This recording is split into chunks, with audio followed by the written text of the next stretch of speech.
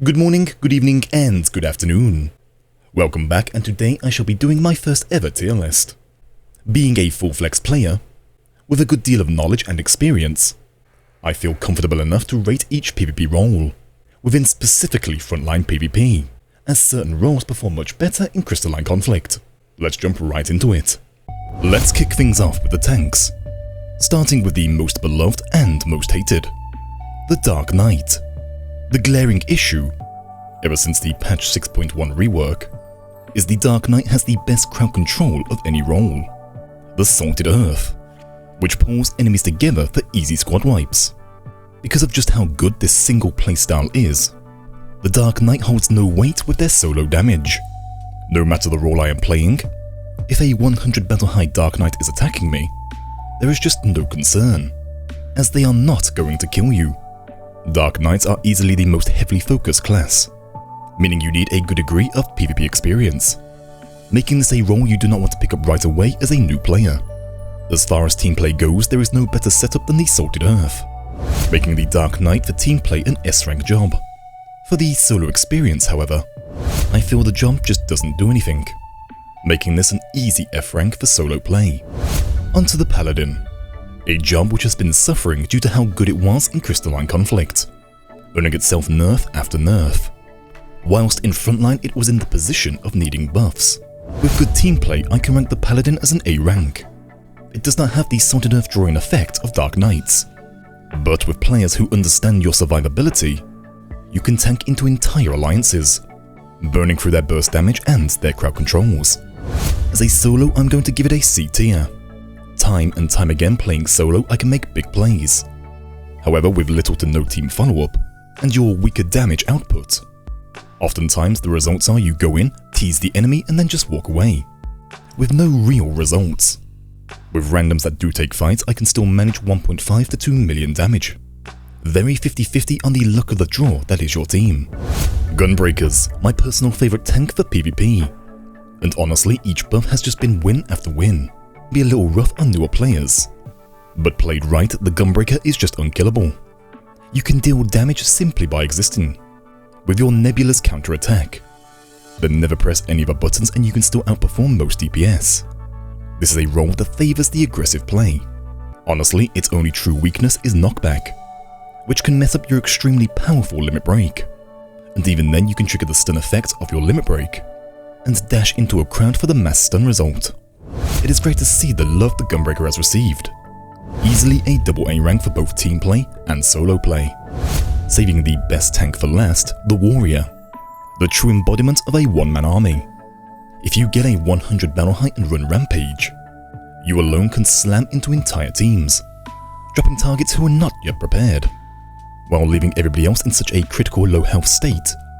Your allies could hook a Lalafell into the crowd and earn 10 kills. Your primal rend is a 5 yarm radius difference from replacing the Dark Knight altogether. The Dark Knight's reach is much wider on chokes such as Shatter than those tighter spots, such as the ramps on Onsel mid. The Warrior outshines the Dark Knight in every regard, and whilst a Dark Knight goes in and hits Salted Earth, in most scenarios they just flee for their lives. The Warrior goes in and runs it down through the enemy team, a far more enjoyable experience, making it an easy S rank for co-op play. And as a solo, I can place this in the A rank. It can suffer just like the Paladin when there is no backup, but your burst damage and survivability allow you to achieve way more than a Paladin. Kicking off the melee DPS role with the Monk, which has since evolved from its single target bully Dark Knight playstyle to a force of nature with sudden explosive bursts of powerful AoE damage. And the addition of Smite has only increased this further. Highly mobile and able to adjust to many situations, the Monk has become a staple pick for every PvP match. Not being overly complex, it is rather easy to pick up the Monk, with your limit break being the best part of your kit and is now even stronger than ever. For team play, the Monk is another easy A rank pick, and thanks to all your new playstyles and the ability to shut down any other role, as a solo the Monk is also an A rank pick. You cannot go wrong as the Monk now having AoE and ranged options. The Dragoon, once the king of PvP. However, such success has come at the cost of over nerfs, and a new playstyle that is no longer as fluid. The biggest hit perhaps is with your limit break. which under the correct setup can still be just as deadly as it once was. The difficulty now is the setup of such plays. The introduction of Smite has greatly helped the Dragoon, but needing one specific role action to be playable limits the use of the others for fun playstyles. Under the cooperation of a good team, the Dragoon I would say is a B rank at best. You're playing the Dragoon because you want to play Dragoon. As a solo player, I will bring the Dragoon down to a C tier, alongside the Paladin, as every other melee role does what you do just far better. And without setups or follow-ups, your flashy performance results in a respawn.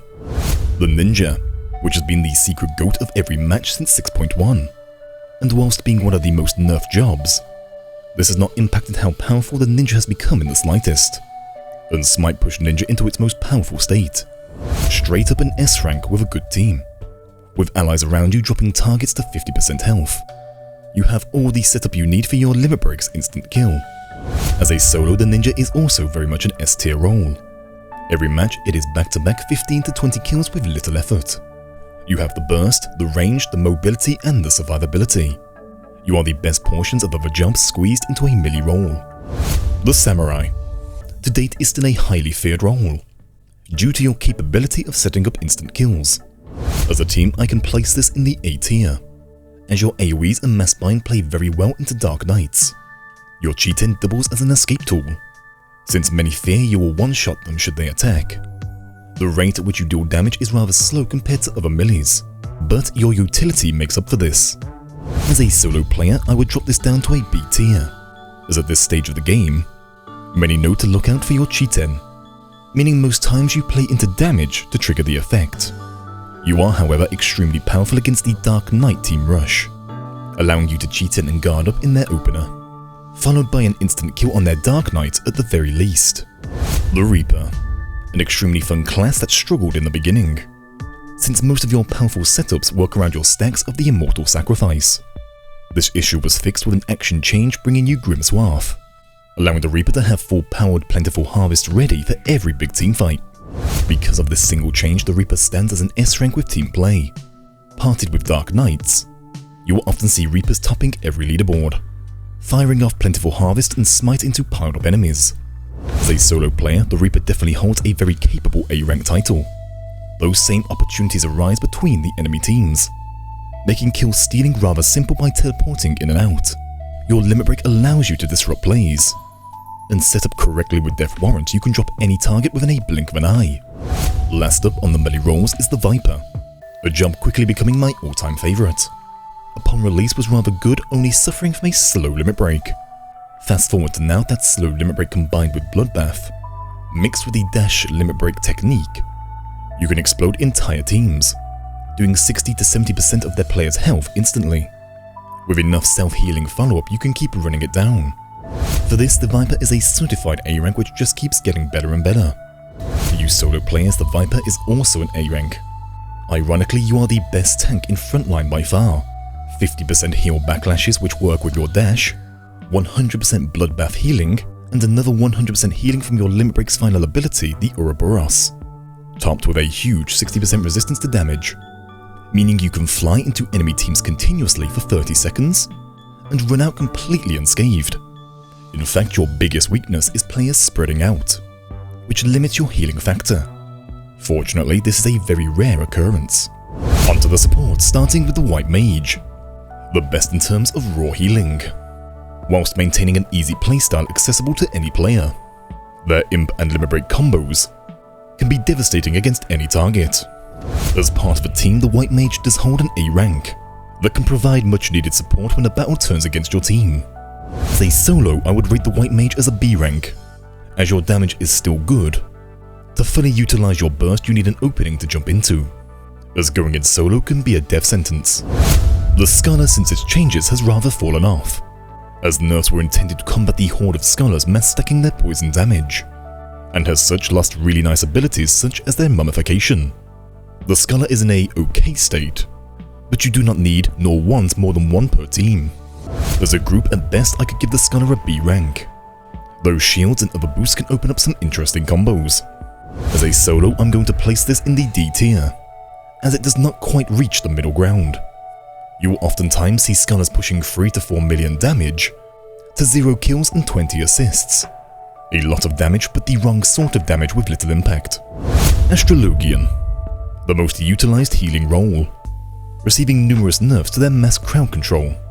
Now having access to a teleport for both engage and disengage, the Astro has a much easier time gap closing for their quick burst, and to power boost the alliance with their limit break. Even nerfed, the Astro is still a solid A tier for teams. However, as a solo, I feel it loses most of its oomph, and with many randoms, your limit break becomes kind of dead. For solo play, I would place this in the middle ground at C tier. The Sage, one of the most difficult roles to master, which can be very rewarding. Your Cardia sets up a buddy system, granting heals to your ally from your damage.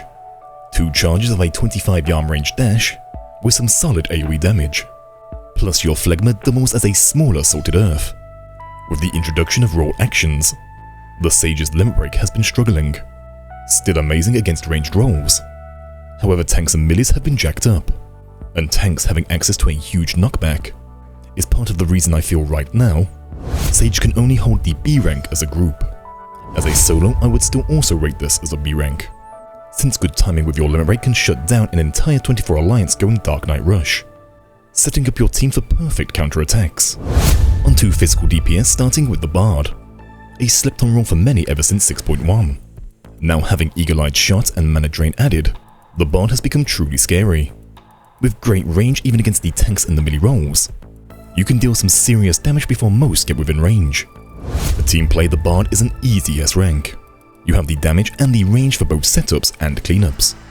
With improvements to animations, the Bard is once again amazing for shutting down Dark Knight Rush, having near silence and mass knockback.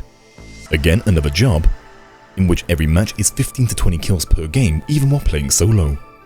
For me playing solo, I can also place the Bard as an S rank. The Machinist got some of the biggest limit break buffs of all jobs in the past few months, and the Eagle-Eyed Shot has also done wonders for the Machinist, allowing you to set up wildfire limit break combos, which done correctly can insta-kill any target. Amazing against Dark Knights and shutting down those warriors running it down. Another solid S rank when playing as a team. Under the new hit detection system, you can now react against their limit break. Once used to the timing, you can guard up against any Machinist limit break. That, combined with their lack of mobility, is the main reason I would place the Machinist as a solo A rank. Last up for the physical ranged, we have the Dancer, a role I find to be struggling in finding its identity. We all see them everywhere running with Dark Knights, pulling targets in with Salted Earth followed by the Dancer limit break. If not shut down before this happens, it always results in a squad wipe. Because of this, as a team, I can place the Dancer at the A rank, and that's only due to their limit break. The main issue I've noticed with Dancers are both their range being too short, and their Dance of the Dawn requires you to dash and attack twice, followed by your dance partner earning a kill, to unlock this ability which you cannot even hold onto for burst combos. Should you get it, you have a short time in which to use it, and those big kills and big damage games require you to be more risky than the Bards and Machinists, with that 15-yard range for most actions. As a solo player, the Dancer is middle ground at C tier. If we get a range boost to 20 yards to compete with the other ranged, and the ability to hold Dance of the Dawn until used, the Dancer could very easily push into B tier. Onto the casters, beginning with the Black Mage, the most controversial pick, as many were displeased with their changes. I personally enjoyed their move away from just CC spamming, having shifted more into utility, and changing your spells based on your situation. As a group, I can hold the Black Mage at the A tier, able to continually pump out high damage, with Froststar being amazing into so many plays. As a solo, however, I will drop the Black Mage down to B tier, as your true power lies in being able to cast freely. Caught out and being dove, you will not be able to cast freely, and without team pressure it can be hard to move in. The Summoner, a role which has kept most of its identity, with some of its power brought down, and no more visual ground AoE spamming. And in all honesty, as part of a team, whether you are pushing or defending, the Summoner is an S tier, with Radiant Aegis being extremely powerful, with the 25% damage reduction and then 12,000 barrier that can stack with Guard, and better yet can be applied to allies from 30 yards away, topped with your own actions being a 25-yard reach, which is 10 more than a Dancer. Mixing that burst and limit break, the Summoner is a benefit to any group, As a solo, I will drop this back to an A tier, as you need to play a little bit more risky and require some battle high before you can become that one-man army summoner. Onto the Red Mage, a role I know which many struggle to play. To me, as a group, is a slept-on S tier role. You can power boost yourself and the team. A 25-yard straight line silence wonderful for shutting down many plays, and your limit break can be cast upon allies, which makes the Dark Knight your new best friend. They Salted Earth and you limit break, which in turn heals your Dark Knight and deals double damage to everyone pulled in. You have amazing movement and defensive turning into a mass stun. Playing as a solo, I can also place the Red Mage as an S tier, as your melee damage combined with Phantom Dart and self buffs simply destroys any targets, including the tanks. Made oh so better by the fact Guard has no effect against your melee combos. And last up we have the Pictomancer, off to a strong start upon release, which has only since gotten better. The ability to paint motifs instantly after dashing was a chef's kiss. However, it is the most complex caster, which also requires some big setups. In the new fast-paced PvP, it is very easy to miss your chance to join in.